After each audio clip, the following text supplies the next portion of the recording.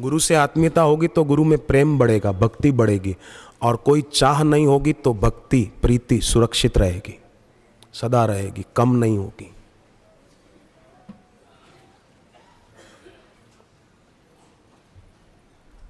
भक्त दृढ़ है तो फिर उसकी चाह रहेगी नहीं, अपने आप वो पूर्ति हो जाएगी।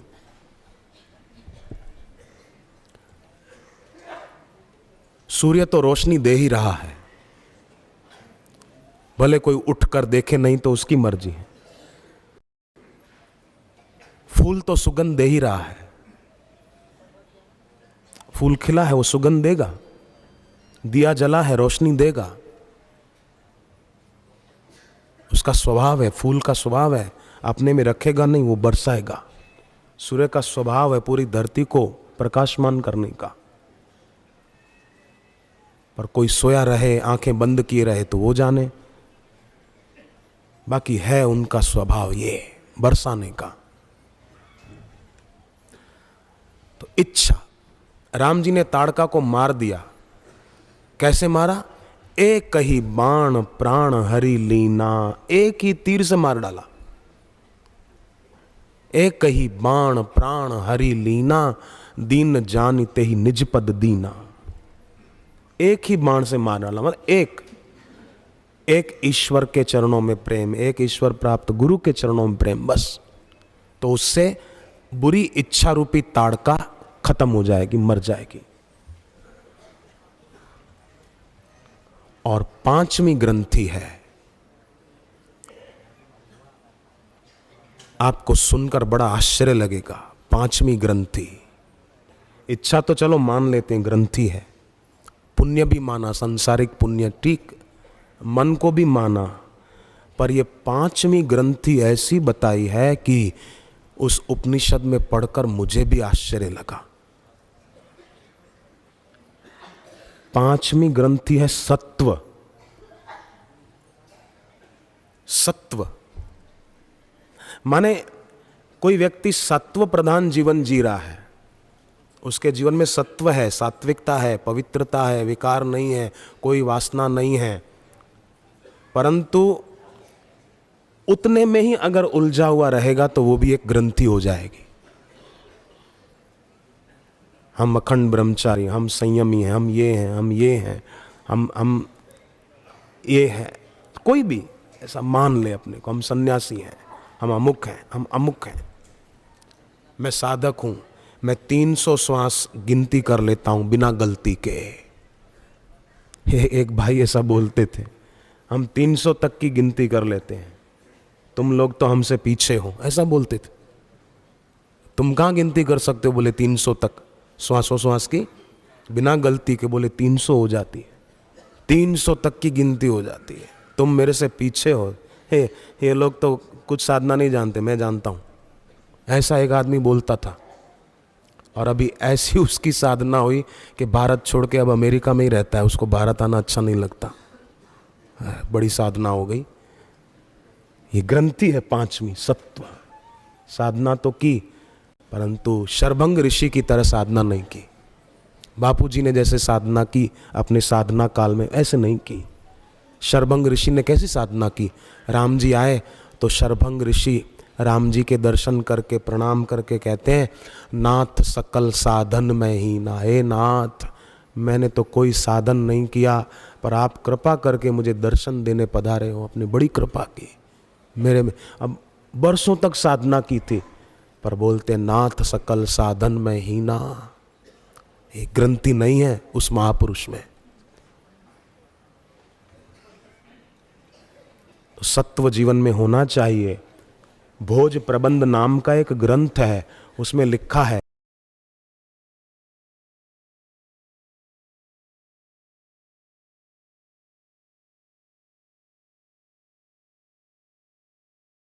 आत्म साक्षात्कार की बात निराली है, ब्रह्म ज्ञान की बात कुछ है। वो ये गुण साधन ते नहीं होई, तुम्हारी कृपा पाव कोई कोई। उनकी कृपा से पा सकते, बाकी कोई उपाय नहीं है। भिखारी की भी इच्छाएं होती है, और कोई सम्राट हो, राजा हो, तो उसकी भी कुछ इच्छाएं होती है। भिखारी और करोड़पति या राजा, उनमें गुणात्मक अंतर नहीं होता, परिमाणात्मक अंतर होता है, मात्रा का अंतर होता है बस। उसकी इच्छाएं कुछ सीमित है, उसकी इच्छाएं कुछ ज्यादा है। बाकी है भिखारी, खाली हाथ भिखारी भी मरेगा, करोड़पति भी खाली हाथ ही मरेगा। इसमें शंका है तो बोलो, भिखारी भी खाली हाथ मरेगा और करोड़पति भी। पर ममता रह गई, एक भिखारी था, भीख मांगता था, फिर मर गया। तो जहां वो भीख मांगता था ना, रहता था, पड़ा रहता था, उसके मरने के 10 दिन के बाद बार बार वहां एक सांप आके बैठ जाता था, छोटा सा। तो लोग देखते भाई सांप है, किसी को काट ना ले, तो उसको दूर फेंक देते। वो फिर अगले दिन आके उधर बैठ जाता, फिर दूर फेंक देते, फिर आके बैठ जाता। तब बुद्धिमान लोगों को हुआ कि जरूर कुछ है गड़बड़, कहीं ऐसा तो नहीं है वही भिखारी मरकर सांप बन के आया। शुद्र चीजों में इच्छा रह गई तो फिर शुद्र योनि मिलेगी। तो फिर क्या किया कि जहां वो सांप आकर बैठता था, सांप को पहले थोड़ा परे किया और वहां देखा कि कुछ सिक्के, कुछ पैसे अंदर गाड़े हुए थे जमीन में, उसको जो भीख में मिलते थे। वो पैसे निकाल के और भिखारियों में बांट दिए, भंडारा करा दिया उनको। फिर वहां सांप आना बंद हो गया, नहीं तो रोज आके बैठ जाता था। क्षुद्र चीजों में आसक्ति होने से क्षुद्र योनियां मिलती है, परंतु भगवत तत्व प्राप्त गुरु के चरणों में प्रीति होने से विराट से एकता का अनुभव हो जाता है। और ये कितनी ऊंची बात है, उसी के लिए जन्म मिला है, उसी के लिए जीवन मिला है। पर लोग ये 5 ग्रंथियों में से किसी एक में अधिक उलझे रहकर,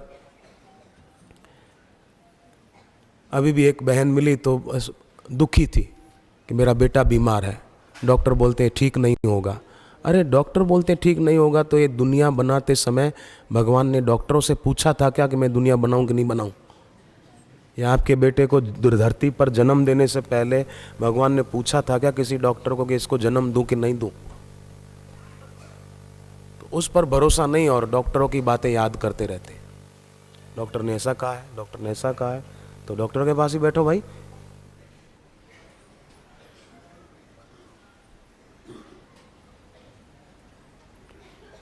शास्त्र क्या कहते हैं, भगवान क्या कहते हैं, गुरु क्या कहते हैं।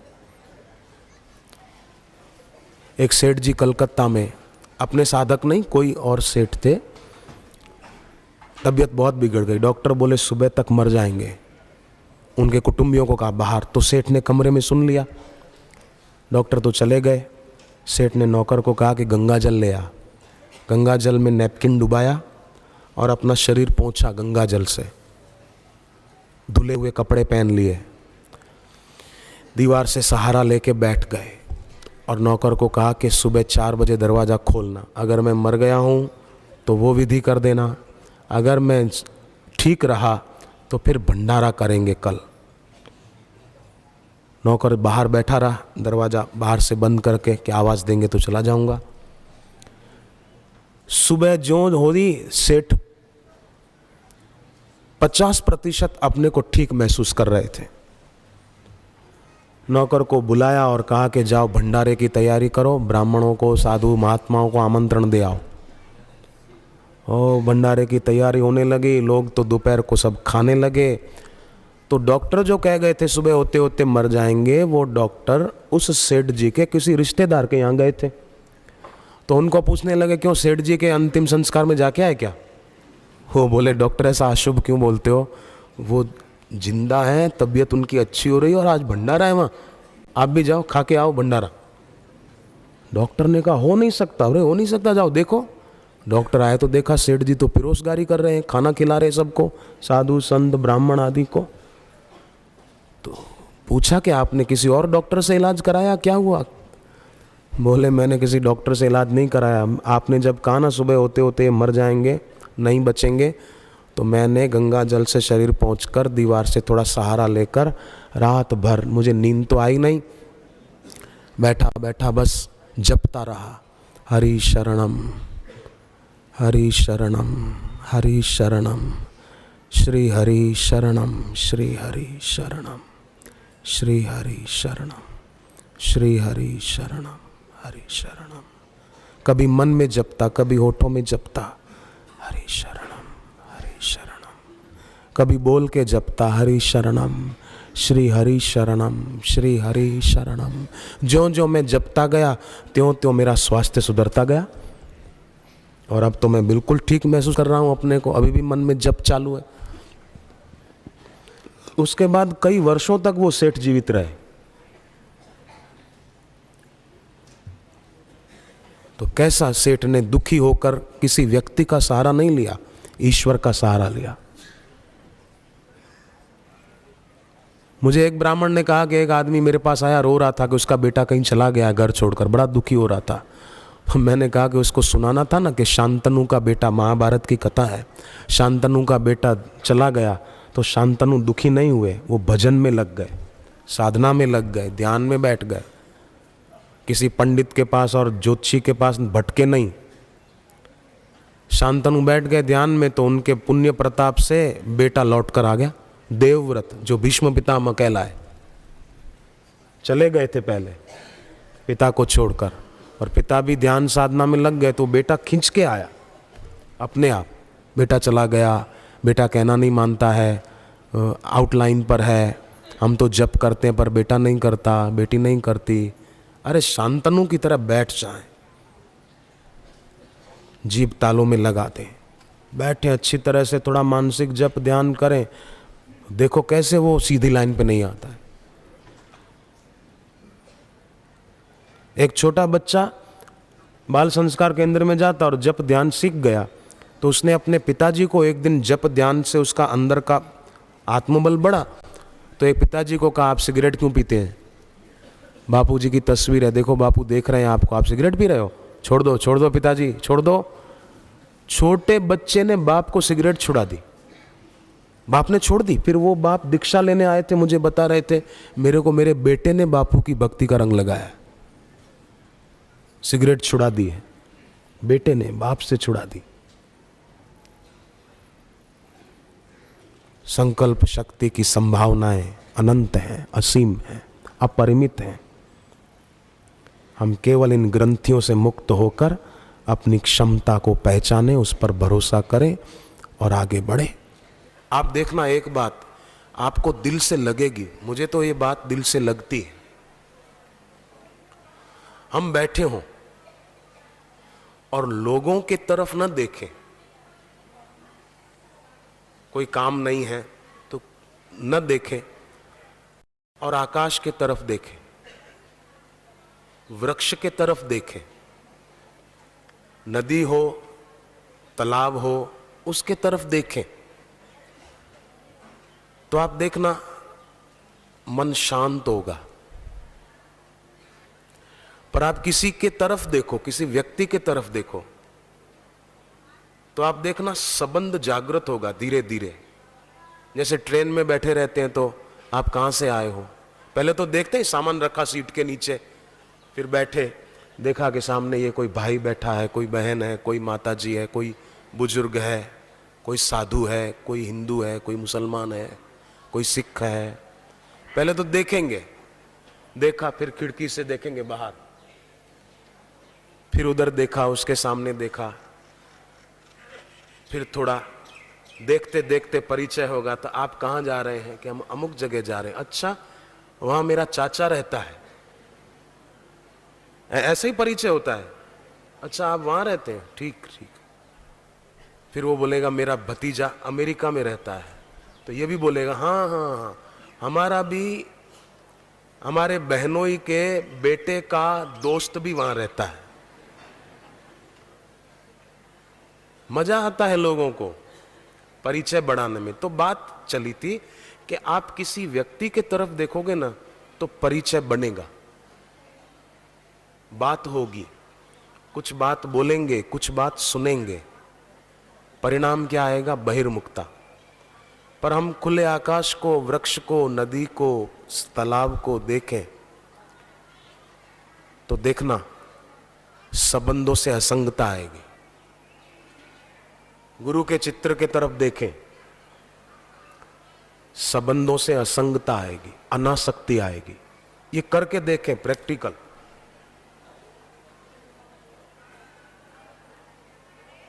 इसीलिए बात आती है कि अपनी ऊर्जा को बहने न दें, आंखों के द्वारा सतत देखते ही न रहें। समय मिला आंख बंद करके बैठे, मनोराज न हो, ये बहादुरी दिखानी पड़ेगी। जो अपने जिम्मे आता है वो तो अपने को करना ही पड़ेगा। माँ बेटे को खाना बना के दे देगी, थाली में पिरोस के दे देगी, पर चबाना तो बेटे को पड़ेगा।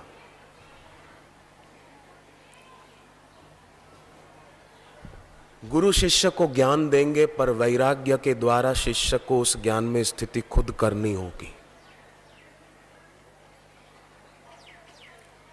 तो फिर उसके जीवन में कोई समस्या नहीं रहेगी, कोई दुख नहीं रहेगा, कोई चिंता नहीं रहेगी, क्योंकि उसने दूसरी तरफ देखना छोड़ दिया। लोगों की तरफ देखते रहने से उनसे संबंध होगा। लोगों के चेहरों से ही मन में सारे संबंध होते हैं।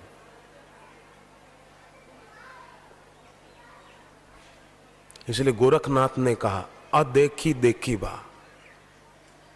अदेखी, किसी को न देखें तो जो देखने की शक्ति देता है उस पर नजर उठने लगेगी। बाहर का कुछ व्यर्थ का सुनने का शौक न रखें तो जो अनहद नाद चल रहा है वो सुनाई देने लगेगा।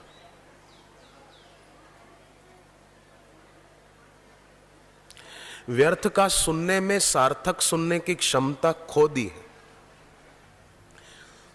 व्यर्थ का बोलने में सार गर्भित बोलने की क्षमता खो दी है। इसलिए जो मौन नहीं रह सकते ना, उन सज्जनों को चाहिए, जो मौन नहीं रख सकती उन बहनों को चाहिए कि एक एक शब्द सोच कर बोलें, क्योंकि एक एक शब्द बहुत महंगा है।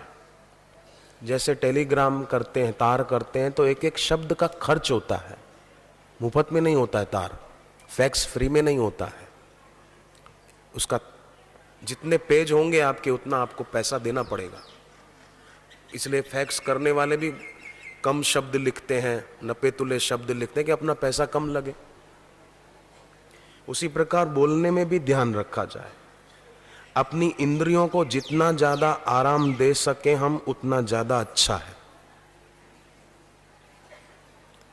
श्रवण इंद्री को, बोलने की इंद्री को, देखने की, सभी इंद्रियां, उसको जितना आराम दें उतना ज्यादा अच्छा है।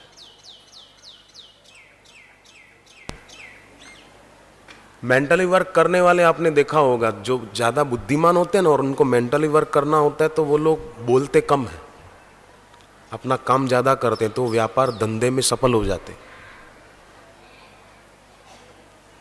और भी साधक होंगे फिर उनमें, तो फिर जीभ को तालों में लगाए रखेंगे। बौद्धिक काम करने वाले, मेंटली वर्क करने वाले जीभ को तालों में लगाए रखेंगे तो मानसिक ऊर्जा कम खर्च होगी, संचित होगी और ज्यादा काम कर सकेंगे। मानसिक थकान नहीं होगी। तो ज्यादा आराम दे अपनी इंद्रियों को, मन को, तो क्या होगा? कबीर जी कहते हैं, फिर ऐसा होगा कि बूंद समानी समुद्र में सोकत हेरी जाई। बूंद समुद्र में समा गई तो फिर उसको अलग कौन कर सकता है? नदी समुद्र में समा गई, उसको कौन अलग कर सकता है? ये सोचो।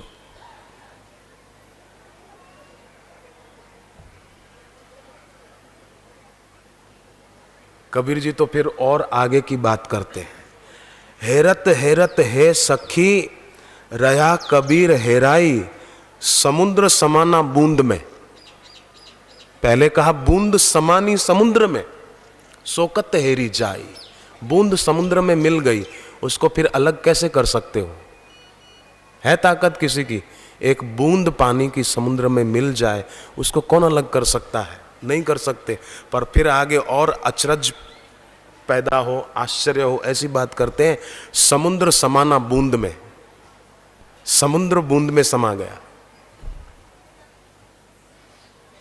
अंबर बरसे, आसमान से पानी बरसे, अंबर बरसे, धरती भीजे, ये जाने सब कोई। सब जानते हैं आसमान से पानी बरसता है और धरती गीली हो जाती है। अंबर बरसे, धरती भीजे, ये जाने सब कोई, पर धरती बरसे, अंबर भीजे, बूझे विरला कोई। धरती बरसे। शिष्य भी ऐसा हो, भक्त भी ऐसा हो कि भगवान उसमें समा जाए, है ना।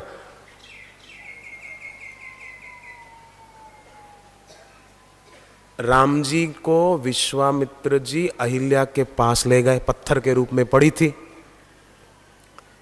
कि भाई इसका उद्धार कर दो। राम जी ने भी सोचा कि वाह भाई वाह, महाराज आप भी अच्छी परीक्षा लेते हो। सतयुग में तो एक भक्त ने पत्थर से भगवान प्रकट किया था, अब तो भगवान की परीक्षा है कि पत्थर से भक्त प्रकट कर दे। सतयुग में प्रहलाद ने प्रकट किया था ना, पत्थर में से, तंबे में से भगवान प्रकट कर दिया। अब राम जी सोचते हैं कि भगवान की परीक्षा है कि पत्थर से भक्त प्रकट करे, अहिल्या को कर दिया। तो भक्त प्रकट कर सकता है। भक्त अगर चाहे तो अपनी भक्ति के माध्यम से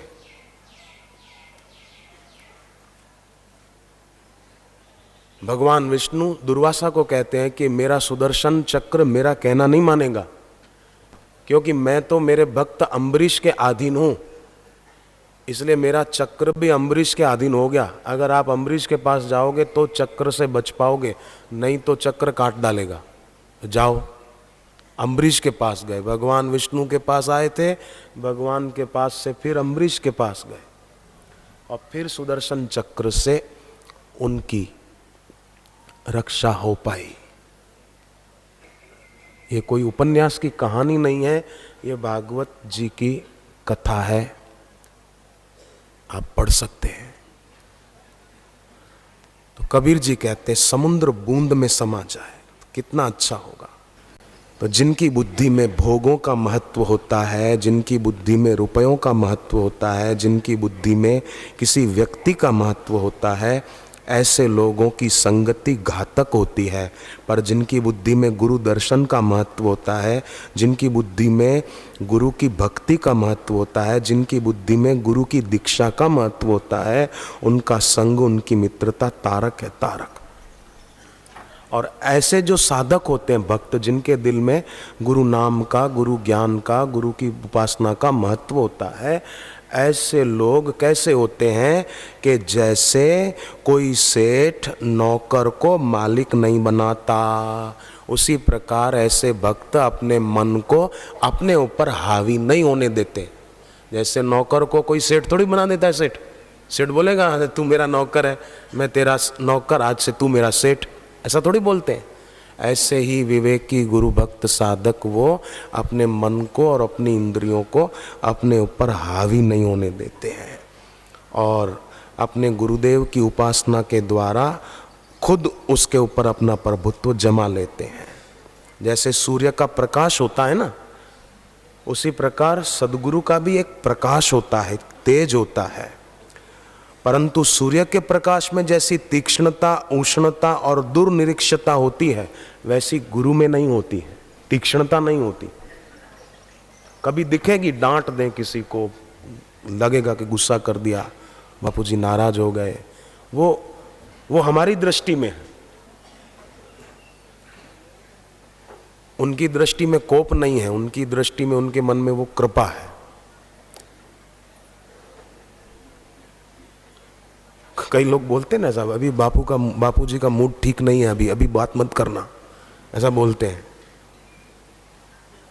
मुझे बड़ा आश्चर्य लगता है तब फिर, अभी बापू का मूड ठीक नहीं, अभी नहीं बोलना, देखना अभी डांट पड़ेगी, अभी नहीं बोलना, अभी नहीं जाना आगे, जरा रुक जाओ। खैर उनका इरादा बुरा नहीं होता, कोई मन में ऐसा भाव नहीं होता है, पर शब्द कुछ ऐसे बोले जाते हैं।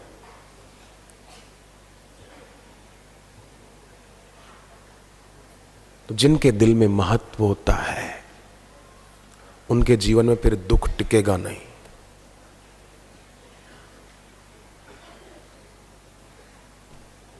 कई लोग, मैं तो कई जगह जाता हूं तो कई लोग कई जगह कई चिट्ठियां देते हैं उनके अनुभवों की, कि उनको उनकी निष्ठा, उनके व्रत, उनके नियम से कैसा कैसा लाभ हुआ।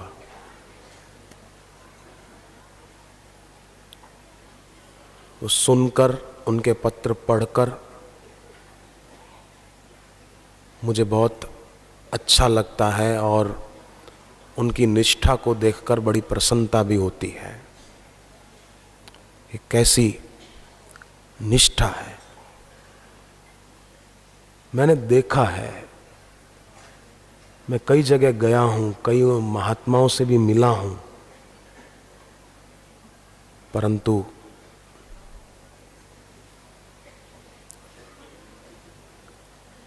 जैसे अर्जुन कहते हैं भगवान को, न त्वत्समोऽस्त्यभ्यधिकं कुतो अन्यः, आपके समान और कोई नहीं है तो आपसे बढ़कर तो भला कोई कैसे होगा। तो उसी प्रकार भगवत तत्व प्राप्त महापुरुष, भले सभी महात्मा अपनी अपनी जगह पर हैं, उनको नमस्कार है, परंतु भगवत तत्व का साक्षात्कार किया हो, कहीं से पढ़कर भले साक्षात्कार की स्थिति का वर्णन कर दे, परंतु अनुभूति कुछ और बात है। मैंने देखा है अनुभव संपन्न जो महापुरुष पूर्व काल में हुए हैं, उनके अब हम लोग तो कैसे उनकी महिमा का और उनके उसका वर्णन करें, परंतु फिर भी उनका एक अलग ही होता है प्रभाव, स्वभाव। बाकी तो तरह तरह के आडंबर करके किसी को प्रभावित करने के लिए कोई कुछ भी कर दे, परंतु पूज्य बापू जी में ऐसा सामर्थ्य है कि हमारी दृष्टि में जो ग्रहण लगा, जैसे आज ग्रहण है ना, चंद्र ग्रहण है आज, तो ग्रहण वो सूर्य पर, चंद्र पर राहु की कालीमा छा जाती है, उसको ग्रहण बोलते हैं। ऐसे ही लोगों की दृष्टि पर ग्रहण लगा है, इसलिए सच्चा सूर्य दिखता नहीं। दृष्टि में राग का ग्रहण और द्वेष का ग्रहण लगा है। तो बापू जी में ऐसा सामर्थ्य है, उनकी वाणी में ऐसा सामर्थ्य है कि ये ग्रहण हट जाए। और जैसे हनुमान जी ने राहु से सूर्य को बचाया था, उसी प्रकार हनुमान जी माने भक्ति में ऐसी शक्ति है कि ये ग्रहण हम पर न लगने दे, हमारी दृष्टि पर राग का, द्वेष का ग्रहण न लगने दे। ये भक्ति में शक्ति। हनुमान जी ने सूर्य को राहु से बचाया था। उगते सूरज को फल समझा, ये गाने वाले भले गाएं, गाने वाले गवैये जितेंद्रियम बुद्धिमताम वरिष्ठम नहीं होते हैं। हनुमान जी जितेंद्रियम बुद्धिमताम वरिष्ठम है। उगते हुए फल, सूर्य को फल समझकर खाने गए होंगे। क्या हम लोगों से भी उनकी बुद्धि कम है जो उगते हुए सूरज को फल हम नहीं समझते, तो क्या हनुमान जी ने समझा होगा? ये तो कवि लोग अपनी अपनी लिख देते हैं और गाने वाले गवैये भी गा देते हैं, उगते सूरज को फल समझा। नहीं, शास्त्रीय सत्य तो ये है कि सूर्य ग्रहण, राहु आ रहा था सूर्य के पास और हनुमान जी गए कि मैं राहु से बचाऊं सूर्य को। ये उनका था भाव। तो हमारी दृष्टि पर जो ग्रहण लगा है, ग्रहण माने किसी को शत्रु रूप से ग्रहण कर लिया कि ये मेरा दुश्मन है,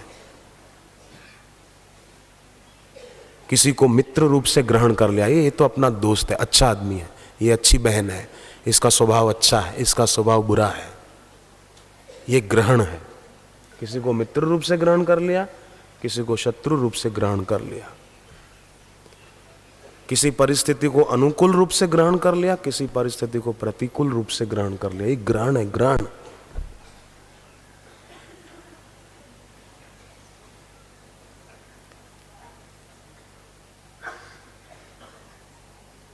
पूर्व ग्रह होता है एक। पूर्व ग्रह माने जैसा मान रखा है कि ऐसा हो, ऐसा हो, ऐसा हो, उसके विपरीत कैसे माने। हमारी तो ये मान्यता है, पर आप कहते हो तो अब कैसे, हमारे तो नहीं मानने में आता है। नहीं मानने में आता है तो भाई आपने मान रखा है तो ये आपकी कल्पना है। जैसे अर्जुन भगवान को कहते हैं कि आपने ये ज्ञान सूर्य को कब दिया था, आपकी उम्र तो कितनी है और सूर्य की उम्र तो कितनी है, सूर्य कब का है, आप अब के हो। तो भगवान ने कहा तेरे और मेरे कई जन्म हुए हैं, मैं जानता हूँ, तू नहीं जानता है। तो अर्जुन ने बात स्वीकार कर ली। ये पूर्व ग्रह नहीं है अर्जुन के जीवन में।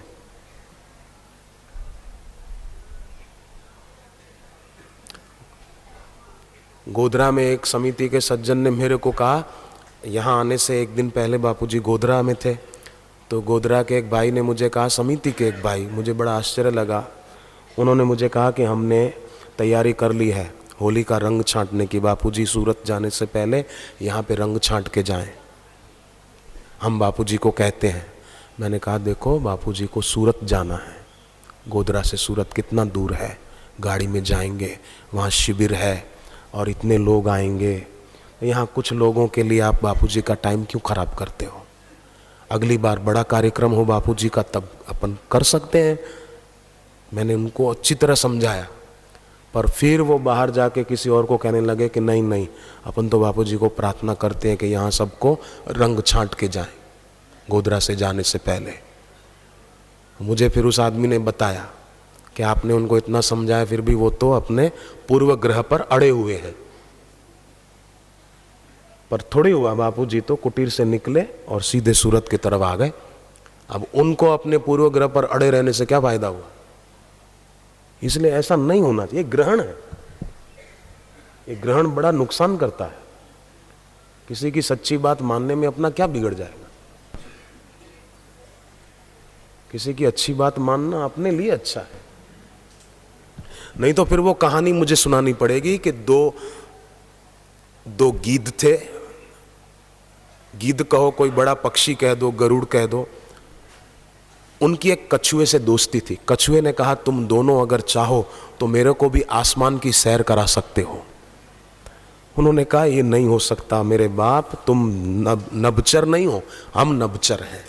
बोले नहीं नहीं, आप दोनों वो लकड़ी पड़ी है ना, वो दोनों लकड़ी पकड़ लो अपने पंजों से और मैं उस लकड़ी को पकड़ लूँगा अपने मुंह से और तुम उड़ान भरना, मैं भी आसमान में उड़ जाऊँगा, फिर पकड़े रखूँगा लकड़ी को मुंह से। उन्होंने कहा ठीक है चल तू भी मौज कर ले। उन्होंने लकड़ी पकड़ी, उसने मुंह से पकड़ ली, उड़ान भरी और उड़ते उड़ते काफ़ी आसमान में ऊंचे उड़े। तब वो दोनों पक्षी आपस में बातें करने लगे कि पागल है, मानता नहीं है, हमने तो बोला था, अब कस के पकड़े रखियो, छोड़ना मत, नहीं तो देख ले कहाँ जाएगा।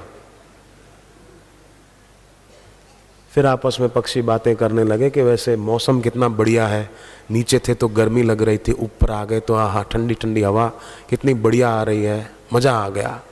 अब कछुए से रहा न गया, उसने भी सोचा मैं भी कुछ पेश करूं।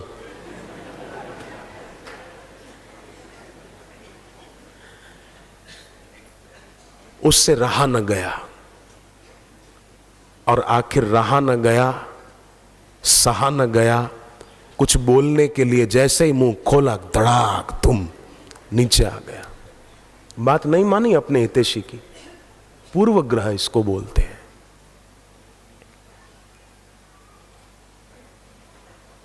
इसके कारण आदमी को बड़ी तकलीफ होती है, भले उस समय उसको पता न चले। दूसरा उत्तर ग्रह होता है, एक पूर्व ग्रह एक उत्तर ग्रह। उत्तर ग्रह माने हमने पूजा की, हमने व्रत किया, हमने उपवास किया, हमने इतना जप किया तो इसका फल हमको मिलना चाहिए, फल की अपेक्षा, ये उत्तर ग्रह कहलाता है, ऐसा होना ही चाहिए,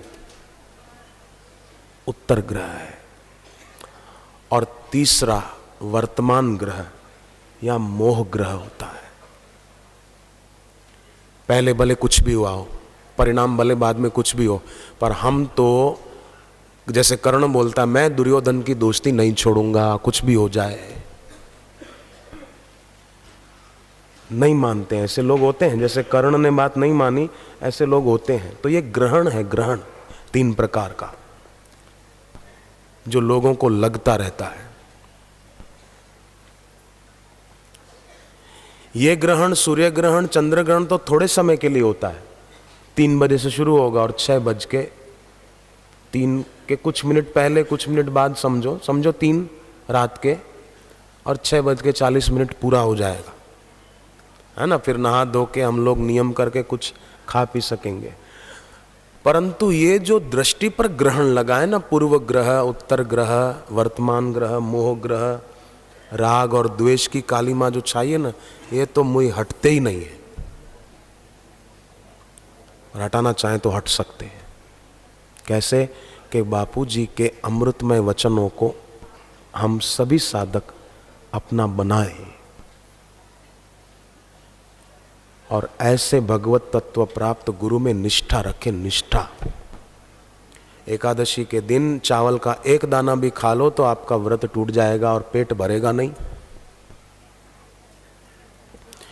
मुझे लुधियाना की उन 2 बहनों की बात बहुत अच्छी लगी। मैंने पहले भी शायद बताई है, पर बहुत अच्छी लगती उनकी निष्ठा। लुधियाना की 2 बहनों ने मुझे लुधियाना के आश्रम में ही एक चिट्ठी दी थी। मैंने वो चिट्ठी पढ़ी। बहुत अच्छी बात उन बहनों ने लिखी थी कि हमारे घर में कुछ आर्थिक तंगी थी, पैसों की कमी थी, तो हम एक दिन एक साधु के पास चली गई।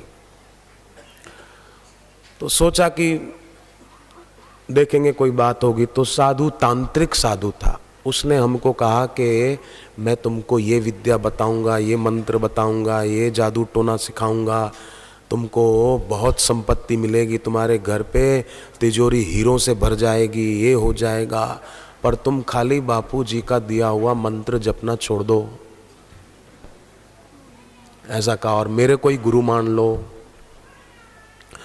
तो वो 2 बहनें, चिट्ठी में लिखा था आगे कि बोले हमको बहुत गुस्सा आया और हमने उसको कहा कि हम तो आपको साधु मानकर आए थे, हमें नहीं पता था कि आप ऐसी बात कहोगे।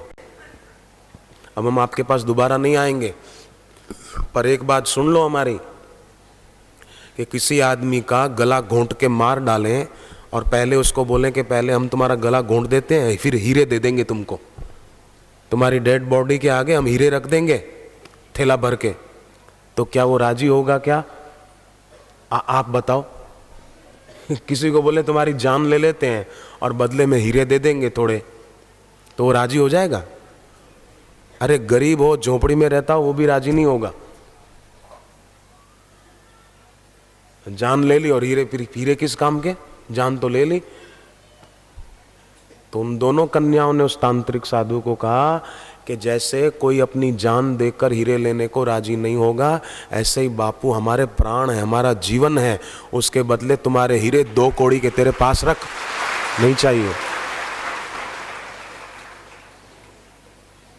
और दोबारा वो कभी नहीं गई उसके पास। कैसी उन 2 बच्चियों की निष्ठा अपने गुरु के प्रति। ऐसे कई और भक्त हैं जिनके जीवन में खूब खूब निष्ठा है।